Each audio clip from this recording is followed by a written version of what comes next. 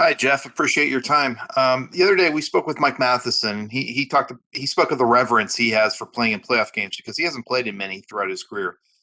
You've played in 120, which is quite a bit. Do you look at playoff games any differently emotionally or just from an excitement standpoint now at 36 compared to maybe when you were 21 years old and you played that first game with the Flyers against Buffalo in the postseason? Then, is there any difference for you in looking at them now after everything you've been through in your career?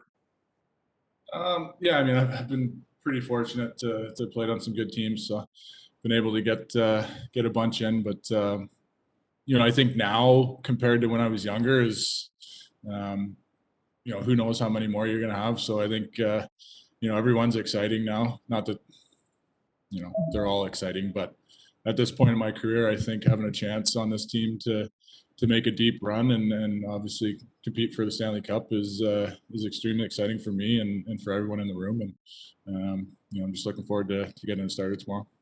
Dave Molinari. Thanks for speaking with us, Jeff. Are there any particular challenges to playing a game at noon? And have you ever played with a guy who was particularly good or particularly bad in afternoon games?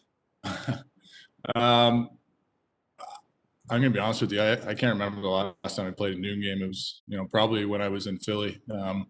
We didn't play too many out west, but you know, as far as players, I don't really know, to be honest with you. I mean, for myself personally, I've always enjoyed them. You get up, you eat, and you go play, and there's no messing around. There's no waiting all day to get it going. It's kind of wake up and go. So I'm looking forward to it. Mike DeFabo. Hey, Jeff, you haven't been here too long, but you've played with a couple different players here. Just how comfortable would you feel in a scenario where lines might be shuffled and you might be playing with some different guys? I feel comfortable. I think from day one I've been with Jared. Besides that, I mixed in with Zuck and Cappy and Freddie. So I've had my fair share of guys so far, but whatever happens here over the next little while and whatever the lines may be, it's I feel comfortable out there. So Two more, Matt Vensel.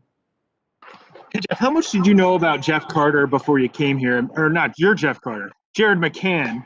I know you obviously both played at Sault Ste. Marie, and you might have played him a little bit when he was with Vancouver, but how much did you know about him, and what have you learned about him over the past month? Yeah, I'm going to be honest with you. I didn't know a whole lot. We come from the same area and played junior in the same town, but other than that,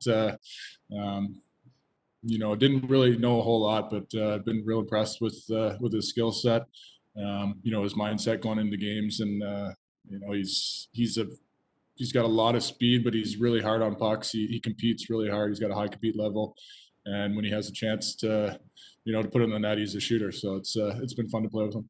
Last question, Dan Kingerski. Hi, Jeff. You mentioned a minute ago at this point in your career, is there a different appreciation or an urgency for this playoff run? Sorry, you kind of cut out there. Can you repeat that?